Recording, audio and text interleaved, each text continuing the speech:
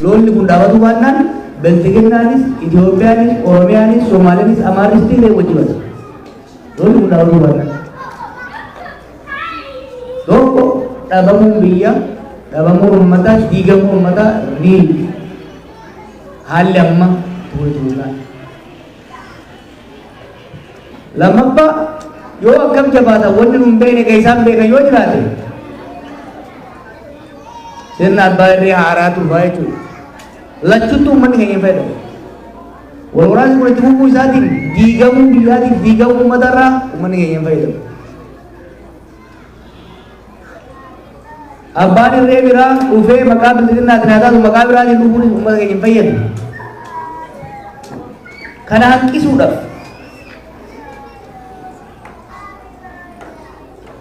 hanqisuudhaaf balaa uummata keenya irraa amma jiru kana hanqisuudhaafis balaa sirna kana booda dhufu uummata keenya irraa faccisuudhaafis jaarmaa cimaa jaaruu qabna jennetti haga beekumsa hundaa fi uummata keenya tattaafataa ture irraa kana. Ajjecha naannoo Shawaa Lixaa, Shawaa Kaabaa, Gujii, Wallaggaa Afran, Arsii Lixaa, godinoota hedduu keessatti akkuma deeggarda ittiin galmeetti jee namni dhumuu miti beekta wanti ajaa'ibaa jiran. Eenyutu du'e, eenyutu ajjeese, maaliif ajjeeseenu deebii dhabee jira. This is total anarchy. Lolli sirna qaba bara. Humni lama hoggaa ol lolu. Seera lola loofaa dhimma isa kamuu qaba. Kan Oromiyaa keessatti ta'aa jiru garuu akkuma reefu obboleessi biyyaatiin kaasee obboleettii kaamte. Qaamni wal lolu lamaan osoo jiru kabiraan boo jidduun kan uumame uummata keenya.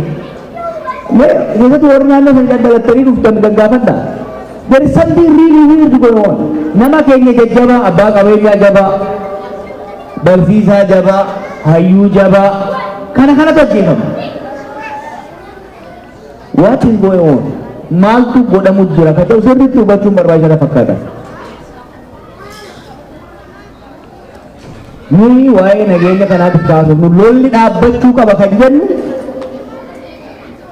gara tokko loofnee gara tokko qaqqabuufi miti. Lolli kuni balbala baay'ee banee seexana baay'ee haada irraa butee uummata keenya gaaga'aa jira. Balaa hamaa nutti fida. Kaja'urraa jechuudha. Mootummaa akkamiin amantan kan jedhu mootummaa hin amannu amannees hin beeynu. Garuu biyya keenya keessatti nagaan dimokiraasiin sirni federaalawaa dhaabbachuu qaba. Kan ammoo tarsiimoo qabsoo nagaatiin geggeessuu qabnaa jenna. Kan hoggaa jennu aarsaa hin qabuu jechuu miti. Hin hidhamnuu jechuu miti. Hidhamuunis qaama qabsooti. Ni wareegamnas. Tarsiimoo qabnuun beekumsa qabnuun uummata keenya gurmeessine sirna amma dura ofirraa kaafnee jirra.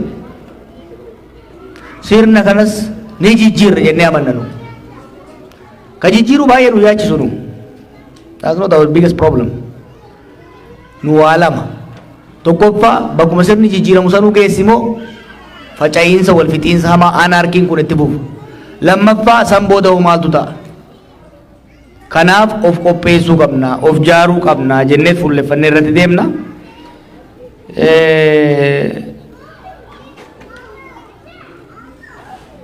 Kan ijoollee bosonaatiin kaafte Baqqalaan kaleessa kaasaa ture. Hedduun isaanii nu wajjin hidhamanitti hidhaa keessatti dararaan meeqarra ga'eet qeetti hoggaa galan ajjeechaadhaaf barbaadamnaatti qeetti haadha ofii duratti duudiddaaf bosona gale dargaggeessi. Kun dhugaadha nu. Oduuni miti barka beeynu. Oduuni miti. We know them. We know them. Amma yeroo baay'ee namni quba nutti qaba akka nuti faallaa sanii jirru. Kami jaarmayni gadi ba'ee biisan keessa osoo taa'u osoo maqaa shororkeessaa itti dhoobamee jiru gadi baanee koora irratti ejjennoodhaan waraana shanii jedhamu hin beeynu, waraana bilisummaa Oromoo jedhamu beeyna jenna. Namni jedhan jiru warra. Fakkeessaa miti barnu. We walk the talk. We don't just talk. Nuyi achi keessa teenyee tokko siyaasaa madda siyaasaa jira. Dhugaa qabanii. These are legitimate political force. They have legitimate political grievance. Akkuma TPLF dhaggeeffatanii mariidhaaf hojii teessanitti waraana bilisummaa Oromoo hojii teessanii mari'achuu qabdanii jennedhu. Kun eenyu aarsa?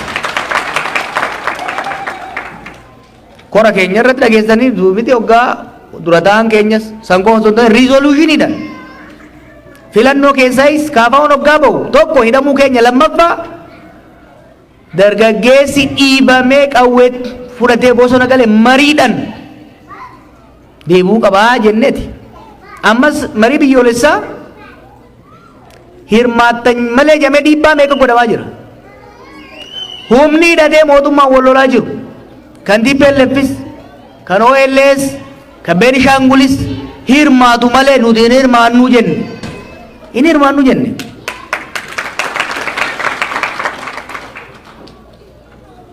Tarsiimoo adda addaa hordofna nuti waraana bilisummaa Oromoo wajjin. Nu qabsoo nagaa hordofna. Isaan qabsoo hidhamannoo hordofaa jiran. Dhugaa walii galchuun immoo jira. Kanaaf ummaan biyya kana gaafatte hedduun isaanii ijoolleen wajjin qabsaa turani. Kaleessa Baqqalaa waajee ture. Lolli kun dhaabatuu baatee mootummaan karaa ammaa kanaan itti fufnaan namni hundi bosona galuu ta'a. Maaliif qe'ee taa'ee dhuumu namni? Sun immoo mootummaafis biyyaafis bu'aan qabu. Karaan waggoota muraasa dabre kan itti deemame sirrii miti.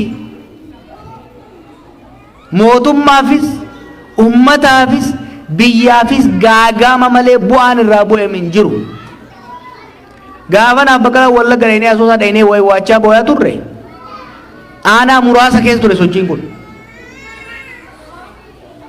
Har'a biyya guutuu wal ga'e. Nu amma faranjoota tokko agarru waan itti himnu jira. Kaaba qofarratti fuulleffatanii deemaa jiran.